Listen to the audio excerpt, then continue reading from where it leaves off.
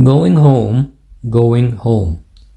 This article appears in the September-October 2023 issue of the Maharshi.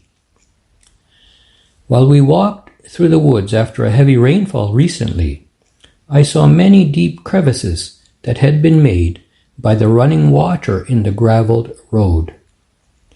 While I observed them, I admired the tenacity of the water to return to the river and eventually its home, the ocean. At that instant, a song made famous by the great American singer Paul Robeson titled "Going Home" came to mind. He describes the joy of going home, that is, dying and leaving the world behind, after a life full of tribulations, and entering a joyous, burden-free state, which he terms real life. The lyrics to the song are as follows. Going home, I'm a-goin' home. Quiet like some still day, I'm just going home. It's not far, just close by, through an open door. Work all done, cares laid by, going to roam no more. Mother's there expecting me, father's waiting too. Lots of folks gathered there, all the friends I knew.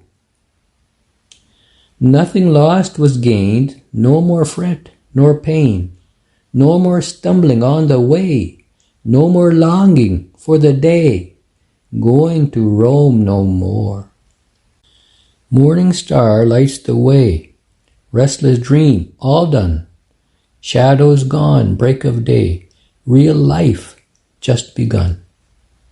There's no break, there's no end, just a living on, wide awake with a smile, going on and on. Going home, I'm just going home. It's not far, just close by, through an open door.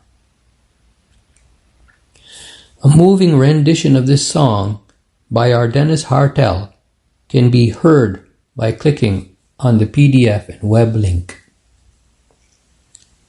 The joy of returning home that is shared in this song is one that is common to all beings, sentient and insentient. Returning to our source means, of course, being absorbed into that from which all beings spring, in which all have their existence, and to which all return.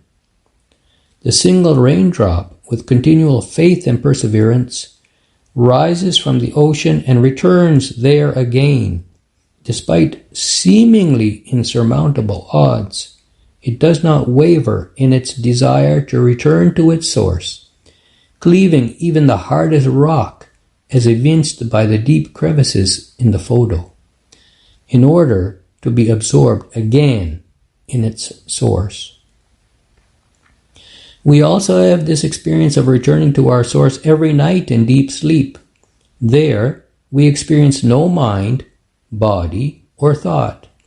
Yet, there is no doubt that our deep, abiding, and self-luminous existence remains unbroken throughout.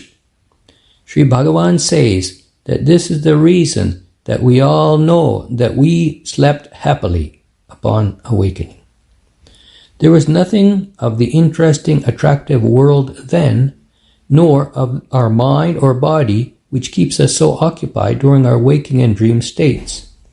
However, we long to shed these two states of dreaming and waking and return to that state in which we alone exist. This is the common experience of all.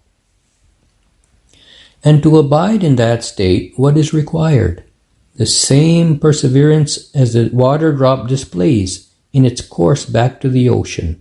The same eagerness to overcome every seeming obstacle that may stand in the way. Of course, most needed is the grace of the Guru. Sri Bhagavan's assurance that his grace is always there gives us the strength required to tread the mountain path, to to reach our home, the home that we really never left. As Sri Bhagavan sings in the 8th verse of his Arunachala Ashtakam, the waters rise up from the sea as clouds, then fall as rain and run back to the sea in streams. Nothing can keep them from returning to their source.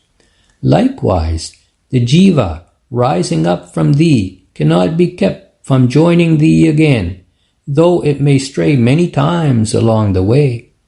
A bird which rises from the earth and soars into the sky can find no place of rest except the earth.